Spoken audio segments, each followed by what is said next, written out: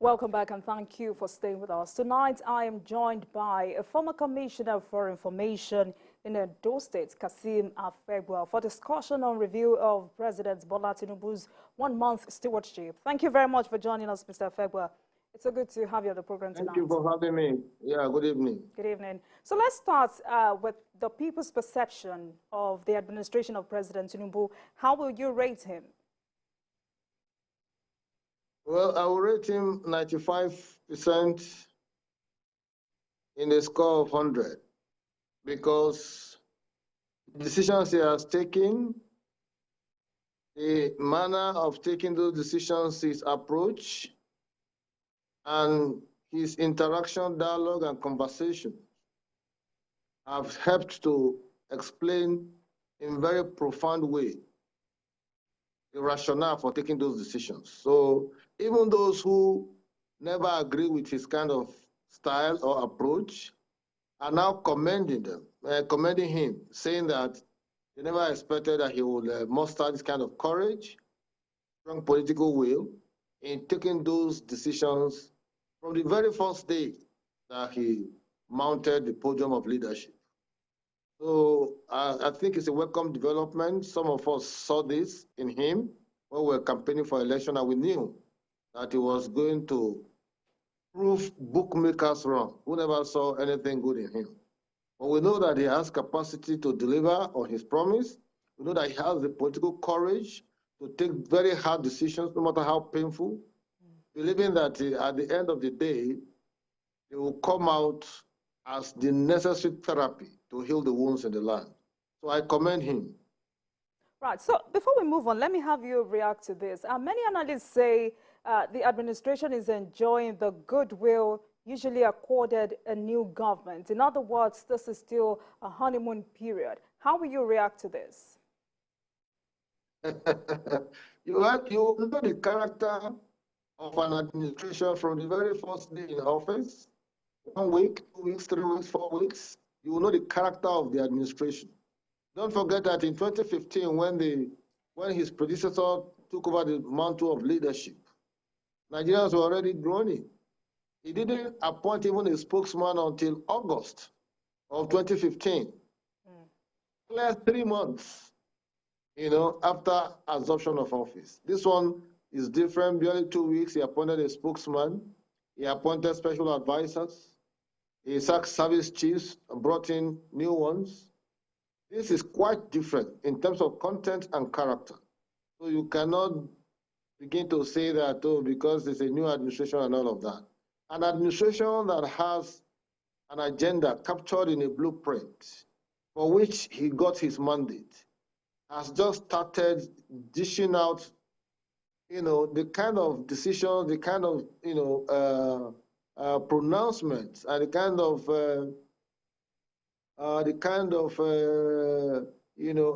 how will I describe it now? Hitting the ground running, yes, hitting the ground running, so that we'll begin to know the character and shape of the government to come. I think President Bola Ahmed Tinubu must be commended thus far. I am not disappointed. Even just yesterday, I was discussing with some friends who are from the private sector, and quite a number of them said they were even surprised that he has taken these steps. He's taken barely a month into his administration. And if you look at what I was reading today, that NEPPC and NIPC, Nigerian Investment Promotion Council, that government will not be funding all those kind of professional bodies and what have you, then you know that we have a president who is ready to confront, the status quo, so to speak, what used to be. It's coming as a positive disruptor to a system that has, survived decades and years and that have held us down. He wants to do certain things new, in a new way, in a different style, in a different approach, so that we can get the kind of results that will be therapeutic enough to heal our wounds. I think it needs to be commended. Absolutely. All right, Mr. Afegbua, some critics also say the administration has not done anything unusual. Do you think this criticism is misplaced? He has done certain things unusual. I was reading the statement credited to Garba Shehu, talking about why his predecessor did not remove subsidy. I said if I had removed subsidy, APC, it would have affected APC's election. And I was just laughing at such kind of folly. In 8 years, a president who needed to remove a subsidy doesn't need to wait till the last month or last 2-3 months of his administration to take such a decision.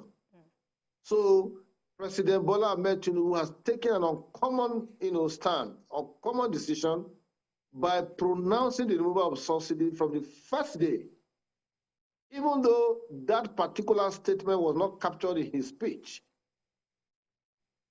Because he was conscious of that particular issue, he brought it in, and said that was the way to go. Now, he didn't wait for another 7 years plus for him to begin to think about subsidy. From the very first day, it is better for him to confront the problems head on from the very first day than to drag on, as if he is massaging the ego of those economic predictors and saboteurs who have held on to our jugular for a long time. So for me, that decision alone is an uncommon decision, and it takes courage, resilience, commitment, conviction for you to take such a decision. That's one. Secondly, service chiefs, barely 2 weeks into his administration, he fired the service chiefs and he brought in new ones. That's also uncommon, because in the previous administration, we waited for almost 6 months. Even this last administration, there were persons who have overstayed their welcome. We needed to rejig, retool, and overhaul our security architecture by way of personnel and even infrastructure. So from the first 1-2 weeks, he took a decision to that effect by changing the personnel and rejigging the entire system. So the new henchmen, they need to wake up, because the responsibility and the onus is now on their shoulders to show Nigeria, to give Nigeria a new lease of life in terms of their approach to combating insecurity. So there are so many things that are unusual in his style, and that is why you see, even when the subsidy was removed, labor that were threatening strike, TUC and all of you, because the president is conversational, is interactive, he set up a committee immediately for them to look at this and work out the modalities for arriving at palliatives that will help to mitigate the negative impact. He is aware that he's going to impact on the well-being of the people, but not to do it at all will be postponing the evil day. So he took the bull by the horn, and now he has gotten to this level that, the labor, NLC, TUC, Pegasan, Nupeng, and all of that now understood clearly where the president is headed, and we see the kind of cooperation they are giving him. Now they have set up committees, they've arrived at certain positions and decisions. They are also, working on it, and at some point next month, July, they will still meet again and to check gray areas. That is how to robustly engage the process. Because when you talk about president of a country, he needs to coordinate all the factors of production. He is a coordinator. And when he processes all of those factors, all of those issues, he will be able to take decisions that are informed from the perspective of knowledge and not just hearsay. We need to commend him, and that's why you see there are no too much of outcry out there, because they know that he has taken the right decisions. Even members of the opposition, PDP and APC and Labour Party, they have been commending him. Only today, I was reading a statement credited to the chairman of PDP. People who have said that they don't know the Lagos. They were commending Shivaji Bola Ahmed Tinubu for the decision he has taken so far. But in that case, we have to watch their utterances, because so that they don't behave like a thief in the night who want to sneak through the back door to begin to rape where they didn't sow. All right, so evidently Nigerians are eager for drastic change. Is President Tinubu really, really living up to the people's expectations? He's not just living to the people's expectation. He has shown courage, he has shown tact, diplomacy, gravitas, guts in ensuring that the decisions he has taken, that they are followed through so that their impact positively will begin to bear on the well-being of Nigerians. You are not going to see the result almost immediately, but you could imagine that when the CBN governor was suspended, for example, you could see the jubilation. That means he has done something that suits, the expectation of members of the public, aware that we went through serious financial crisis prior to the election in the name of Naira swap. And so Nigerians are very easy to govern once you are able to explain to them. Even federal government workers' salaries and all of that, they told them ahead of time that their salaries will be delayed because they are doing A, B, C, and D. That is the way to engage the public in a proper democratic setting because it's a two-way traffic, both the leadership and the followership. And so once a leader is able to connect these categories and segments of the population, the masses, the uninformed, the informed, the intelligentsia, the elite class, and all of that, you process all of that, and when you take decisions, you communicate to them. The moment people know what government is doing, people will see reasons and they will want to also share, in the aspiration of government. But when you are economical with words, economical with what you want to tell the people, you are not clear enough, you are not transparent, you are not open in your discussion, in your conversation, you will not be able to deepen the discourse and build national cohesion that is needed, for you to drive your policy agenda. And so for me, Bola Ahmed Tinubu as president has proven bookmakers wrong and has shown tact and diplomacy in the way and manner he has carried on in the last 1 month. All I'm praying for is for him to sustain the tempo and the momentum and come up with more far-reaching policy framework that will help, to pursue his policy agenda captured in his Renew Hope, for which he got the mandate to govern this country for the next 4 years. All right, so Mr. Afegbua, you're advising that this government communicates better to Nigerians as against what we saw in the last administration. Is that it? Yes, I wouldn't want to be detained by discussing the last administration because some of us who were critical of that administration spoke so openly about things they weren't doing, particularly in terms of conversation, in terms of national dialogue, in terms of building national cohesion, and also reaching out to the public. Don't forget that even Asiwaju Bola Ahmed Tinubu, during the campaigns, introduced town hall meetings. He was going out to share with people some of his thoughts and what he intends to do. And in the last government, we had a president that was almost reticent, withdrawn, taciturn, and almost to the point of pushing him before he could speak to Nigerians. That kind of scenario will not help for you to ventilate and cross-pollinate ideas with the public. Aware that, head or tail, it is good for a leadership to feel the pulse of the people by conversation, by interviews, by speaking to them and all of that. Just take an example. Asiwaju Bola Ahmed Tinubu was in Ogun State yesterday, went to visit the Awujale of Ijebu land, as other traditional rulers from that state. He also met with the members of the Nigerian Governors Forum in Lagos. These are platforms for healthy conversation, robust engagement, constructive engagement, collective bargaining, and setting agenda for what he desires to see, in the future. And so when people can connect to their president and they can listen to him, they will know his mindset, rather than people reading his body language when he's not speaking. And you see, that creates cells of power, cabals, as they were called in the last administration.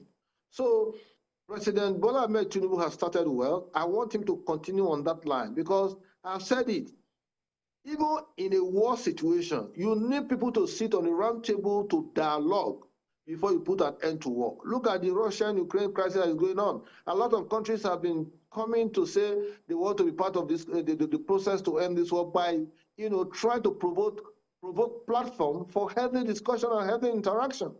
The South African president and some other African presidents visited Russia and visited Ukraine and all of that, because you still need to come to a round table even in war cities. So even the crisis in the country, if there are opportunities for him to sit on a round table with some of these agitators and all of that, call them armed banditry or anything, we need peace and stability in this country. And however he applies his wisdom and tact and diplomacy to achieve that, it should be for the overall good of Nigerians. Instead of traveling on the highway, you are traveling under a palpable atmosphere of fear.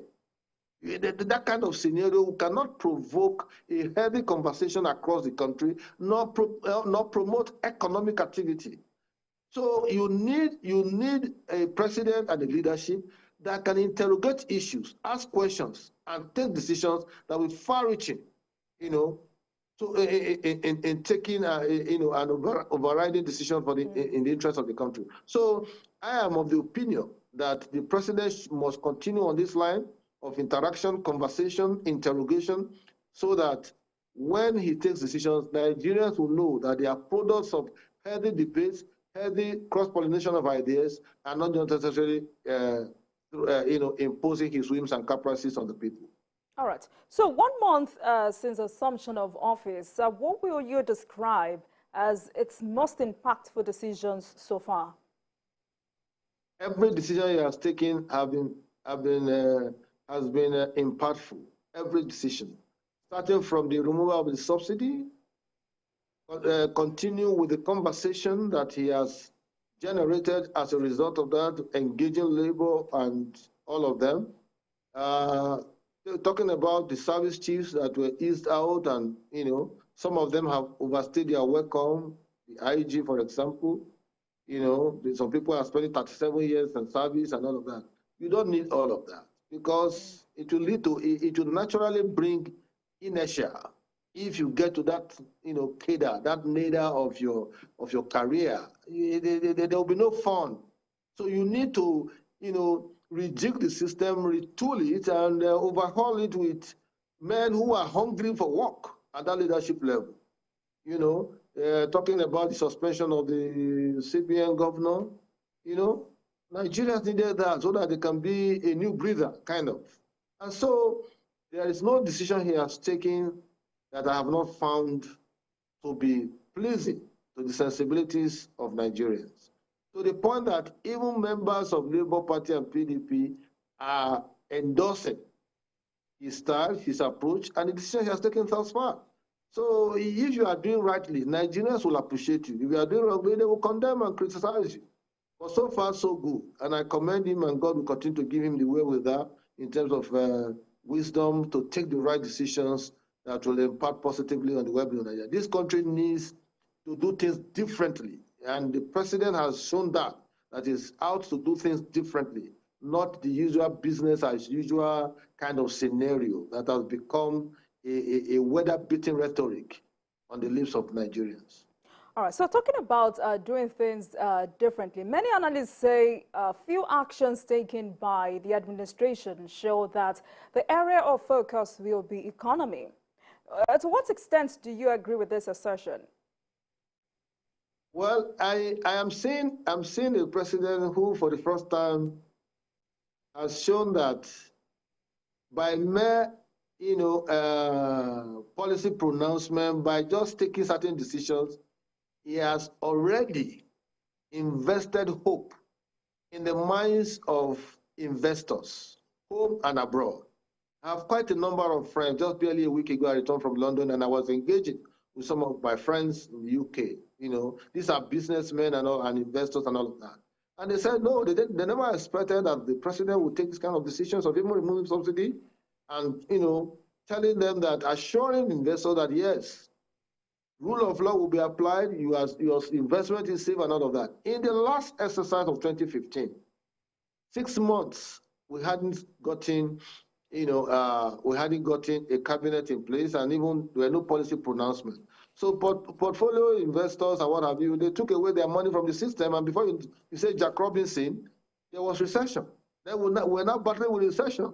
So this time, the president has hit the ground running, come up with, he has taken decisions that people have been waiting for. That subsidy removal, whatever money we are going to save from this, we'll invest in infrastructure, we'll invest here, we'll do palliatives, we'll do that, we'll do this. That is the way to go. And the economy of this country, he has also set up, a number of committees and even the economic councils and all of that, that they need to be interrogating processes and issues. You see, government does not have business in business, but government has a responsibility to provide enabling environment that will promote both the private sector and what have you in the kind of businesses they do. If there is security in the land, there is rule of law, you can go to court and you get judgment, and it is enforced. Then you are reassuring, investors that yes, all of those other days are gone. Now the president is clear-headed in where he's headed. In terms of our debt, in terms of our policy framework, in terms of generating a stable polity and economy that will propel, investment, that will also encourage, both local and internationalism. Even the exchange, the dual exchange. Now it's been floated, and so the import and export window. So you may feel the pain now. It may go up for some time, but it will start coming down. But it's a different thing when people were doing round tripping and becoming billionaires overnight. You buy dollar in the bank, they sell dollar to their cronies and friends at 456. They will go and sell in the black market at 760 thereabout. Look at the profit margin. But all of that has gone. That is to tell you that the president is conscious and aware of all the crises, that has been going on, in that sector. And he has taken a bold decision. The pains will come now, but the pains will not last long.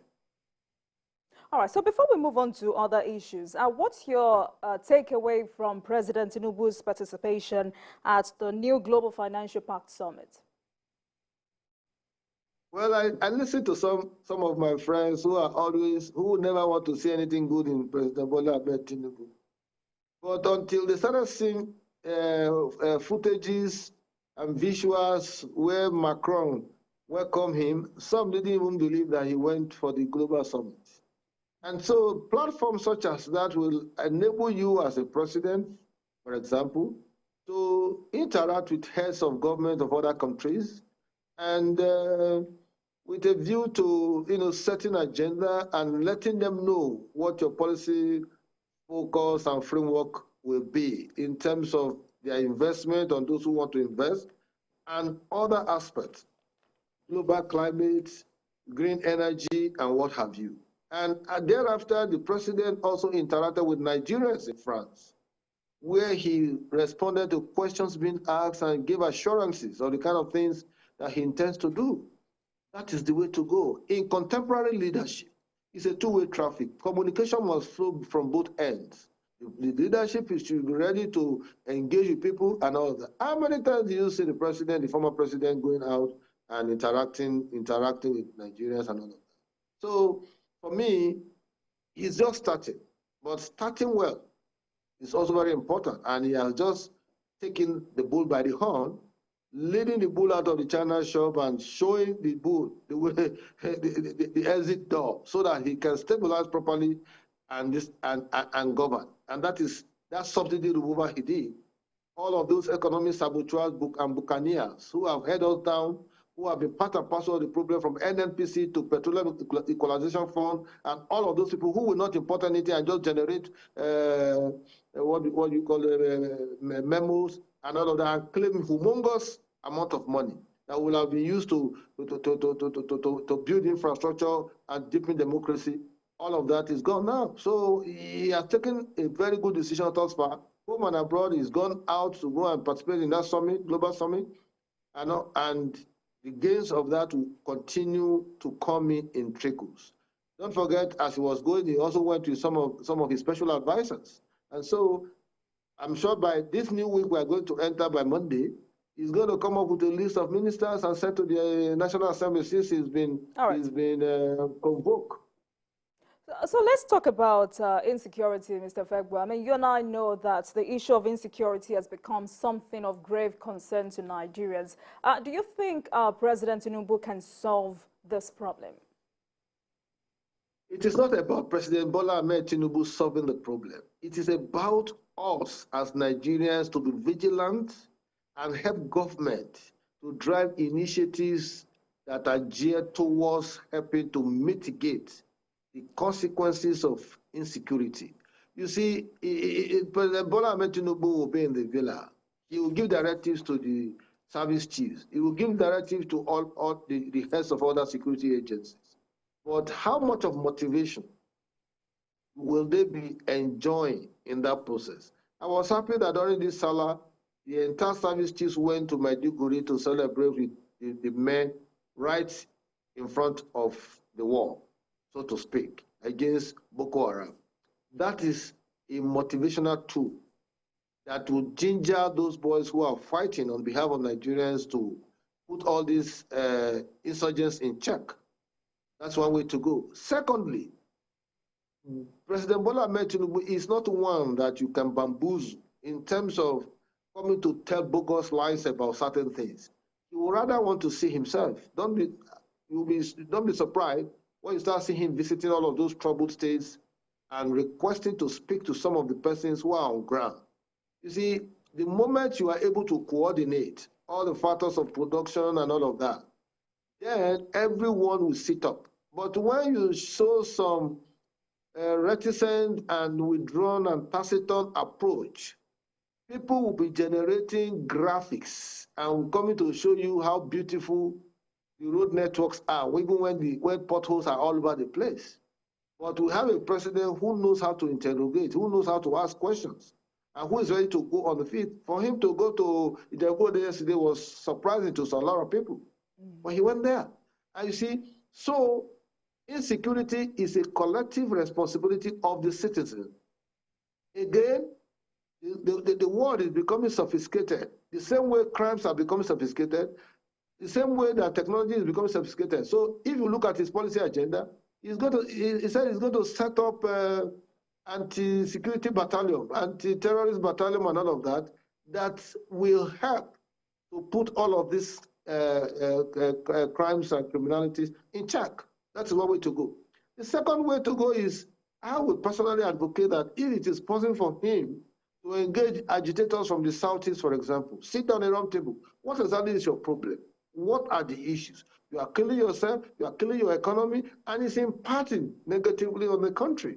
Sit down, let us interrogate the issue. What are the issues? Then you draw commitments from there. And once you draw commitments, henceforth, once you take a decision, you take a decision. That was what Yar'Adua did on the case of the militancy in the Niger Delta. The government came from the point of strength, fire aeroplane, fire all of those militants camp. A lot of persons were killed in the process. And then he said, are you ready to discuss? They said, yes, we're ready to talk. They came on the round table. That was how they started the Presidential Amnesty Program, the one they call PAC. Until today, we have a semblance of tranquility and stability in the Niger Delta, and there's consistency in the oil production of the country. And so, President Bola Ahmed Tinubu must take it as a responsibility to engage agitators from the Southeast. If there are issues or commitments that he needed to, let him do that, because we need peace, stability, and tranquility for him to translate whatever he has in blueprint to practice for Nigerians to feel the impact, for Nigerians to benefit from. All right. Thank you. Tonight we're reviewing President Bola Tinubu's 1-month stewardship, and doing that with me tonight is the former Commissioner for Information in Edo State, Kassim Afegbua. We'll take a break and I'll be right back. Please stay with us.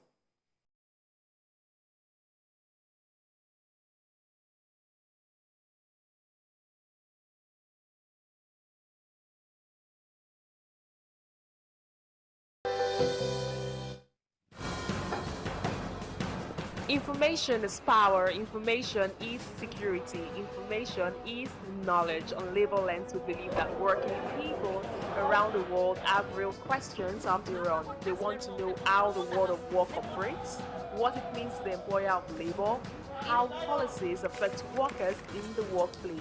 On Labor Lens, I ensure we engage effectively the organized labor, organized private sector, and governments to get out of them information workers are in need of. I am Sharon Ijason, asking questions that make you get sense of the workplace.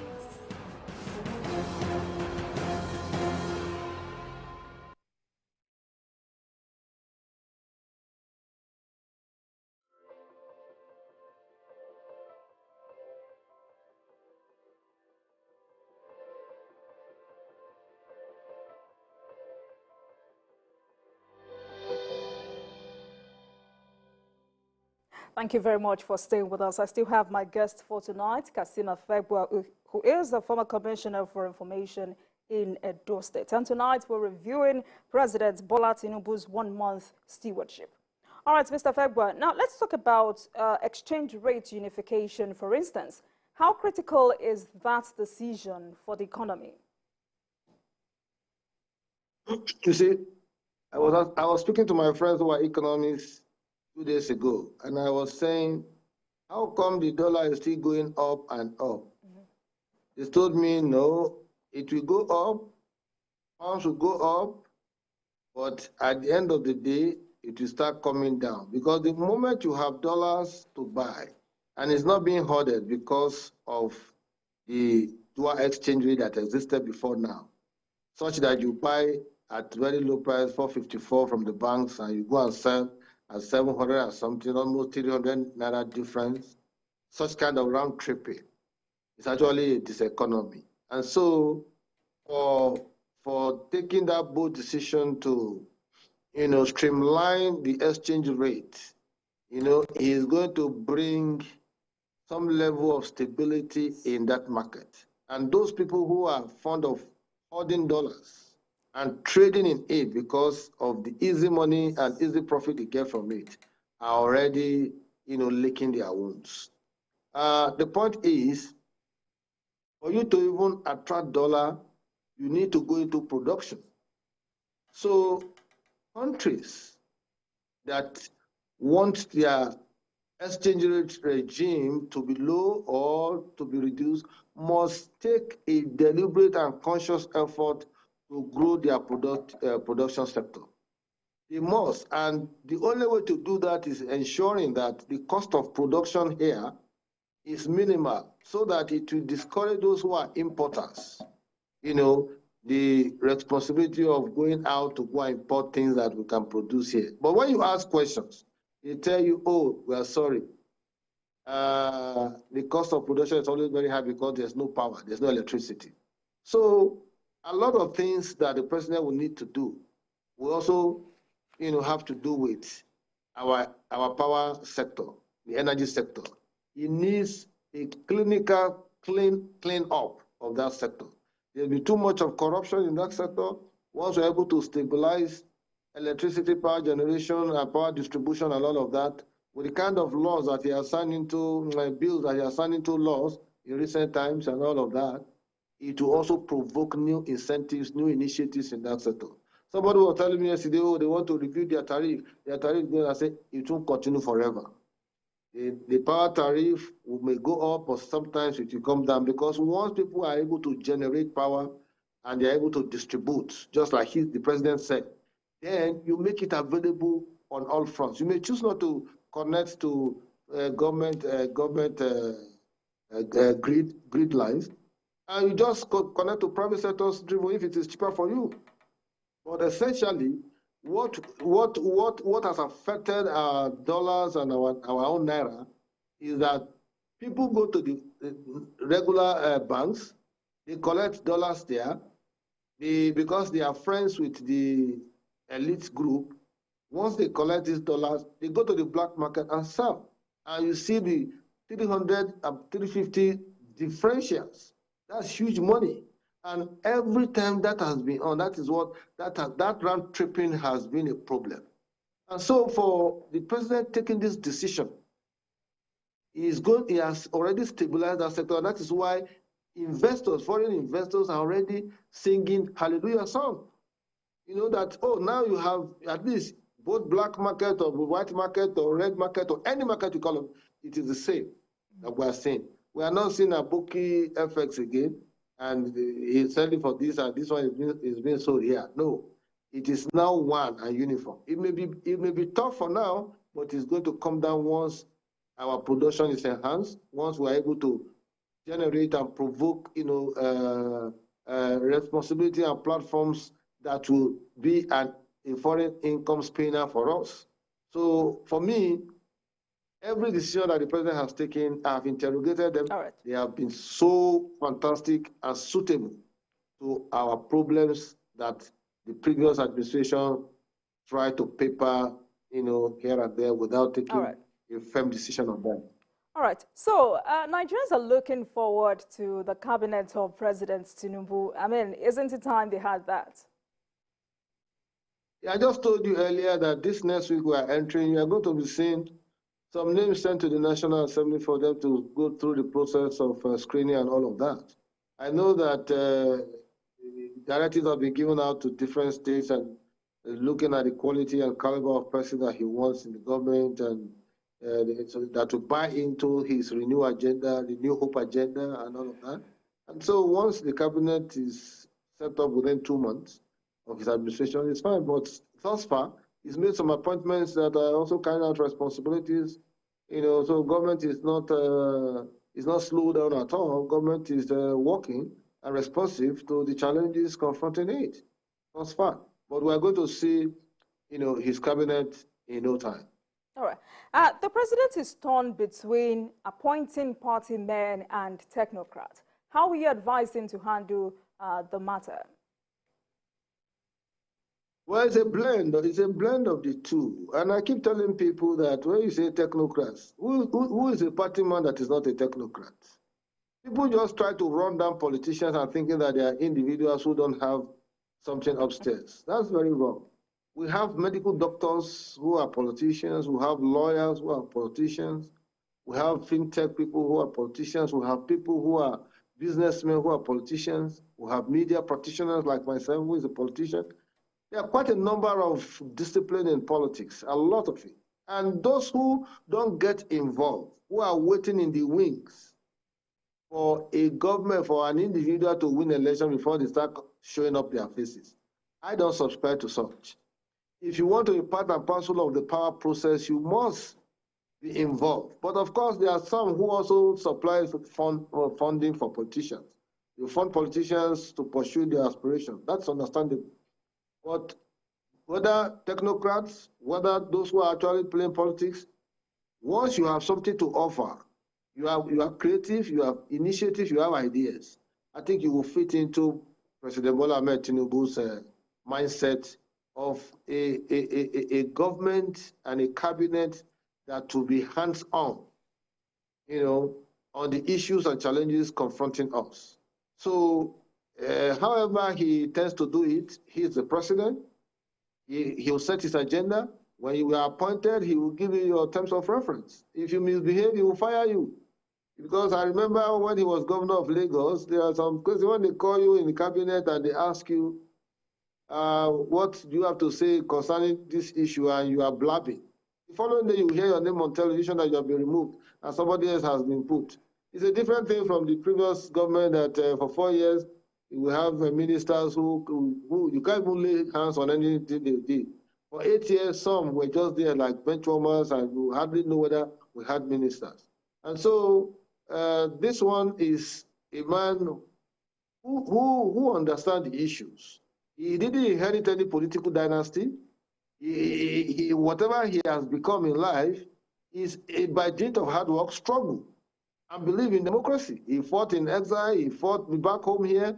He did this. He did that. So many things. Even this democracy we are enjoying, he was a front runner in terms of those who fought for it and sent the military back to the barracks. And so, such a person, there's little or nothing he doesn't understand when you are trying to play games with him. So He knows exactly what to do when he appoints his cabinet, and they'll be giving their terms of reference. And if you are not meeting up with those terms of reference, nobody will tell you that you should resign or you should find the next exit door so that some other person who have ideas to contribute to the government can come on stream. All right. So in the last 1 month, the president has met with critical stakeholders in the Nigerian project and continues in that stride. How critical is this to the success of his administration? Yeah, critical stakeholder is one of the incentives that I've seen in this new administration of President Bola Ahmed Tinubu. I told you earlier on that once you have a president who is conversational, who is interactive, who can dialogue, who exploit the resource of dialogue, then he's bound to carry along a wider segment of Nigerian population, in explaining away the rationale behind decisions, the rationale behind certain agenda that is trying to put in place. In the last exercise, some of the decisions he has taken, some people may be wondering, but some of us who are insiders in what transpired, particularly in this last election, we knew that those kind of decisions would come.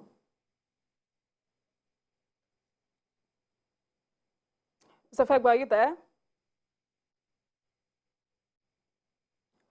All right. I've been speaking with the former Commissioner for Information in Edo State, Kassim Afegbua, and tonight we're reviewing President Bola Tinubu's 1 month stewardship. If you can hear me, Mr. Afegbua, kindly go on. Yes, I can hear you. Right. So the point I'm trying to make is that the decisions he has taken, we knew he was going to take some of those decisions because we knew what transpired in the build-up to his election. We knew how certain persons frustrated, his aspiration, did everything possible to ensure that he didn't win. But as God will have it, he's a child of destiny. His destiny was that it was his time to be president of Nigeria. All right, so Mr. Afegbua, what other sectors do you want the president to focus on? I want a clear-cut governmental policy and framework on reviving our education sector. Infrastructure is key, but education and health, those two sectors need surgical operation. They need to be, the era of ASU going on strike and what have you, we should just put that behind us. All right. It should be a time where he will sit down, discuss with leadership of ASU, hear from them, let them give suggestions, government will give suggestions, then you arrive at a middle solution so that we can deepen our education sector, we can turn out graduates that are worth the certificate that they are parading. Because if you look at the country today, the education sector is almost in comatose. Whether you are a state university or federal university and all of that, staying at home 9 months, doing nothing and all of that in the name of strike, and government was not involved and felt not involved, not concerned. You had a minister of education who said he was not even ready to talk to students and all of that. He just stood up and walked up. For God's sake, that kind of arrogance of power. No, I don't think that will happen under a Tinubu presidency. And so I want him to interrogate, to look into education sector, the health sector. Those two critical sectors are very important, as well as also infrastructure. Our roads are bad. Only today I was seeing a river in Ekpoma, the road linking Benin and Auchi, a river. People are floating on it and all of that because they couldn't fix that road, just a kilometer. If the state government has become so irresponsible not to fix that road, federal government should please come to our aid because it's a federal road. Because other states fix federal roads and they wait to collect money. I remember Adam Soshomole fixing a lot of federal roads in Edo State, and 19 billion was paid to his successor. The same thing in Rivers, a lot of roads, federal roads that the former Governor Wike did, and the government refunded the money up to the tune of 78 billion. So why the state government has been unable to fix just a kilometer in Ekpoma, has turned it to another sea, or call it ocean, or anything you want to call it, a river existing on on a motor road. That is shocking to me. All that is unexpected, and I want federal government to take a deliberate interest in fixing that rule. All right, so quickly before we go, I mean, the success of this administration will depend largely on support from the citizens. What will you say to Nigerians regarding this? Well, we need to change our attitude towards government and don't see government as Father Christmas that can do everything. There has to be a deliberate attitudinal reorientation of minds, as much as government also speaking to the people, letting people know the rationale behind decisions that are taken at every point in time, and also explaining to them why such decisions are taken, so that when the negative impact of any decision comes on stream, the people will have been prepared that, oh, government told us that we're going to go through this hardship, but it's going to be laughter in the morning. And so for me, communication is very key. It has to be a two-way traffic from the leadership and from the followers. There has to be a platform where you collate all of this information and communication and issues, ideas, initiatives, and find a way to interrogate them further, cross-pollinate them, and come up with decisions that will have the buy-in of the citizenry. Once the citizens support your initiatives, driving them to implementation stage will be easy. But the moment they don't believe in it, they will even frustrate you implementing them. All right. Thank you very much, Mr. Afegbua. I've been speaking with the former Commissioner for Information in Edo State, Kassim Afegbua. Tonight, we reviewed President Bola Tinubu's one-month stewardship. Thank you very much for your time with us tonight. And it is indeed a pleasure having you on Politics Tonight. Thank you. Thank you. It's a pleasure always. Thank you. It's a pleasure always. Thank you. Thank you very much for watching. That marks the end of today's episode of Politics Tonight. But the conversation continues from here. Get in touch with us on Twitter at TVCNewsNG and at Olajumoke using the hashtag Politics Tonight. We're also on YouTube at youtube.com/TVC News Nigeria. Join us for the repeat episode at midnight and tomorrow on Monday for another edition of Politics Tonight. Digging beyond the headlines, I am Olajumoke Olatuji. Goodbye and see you on Monday.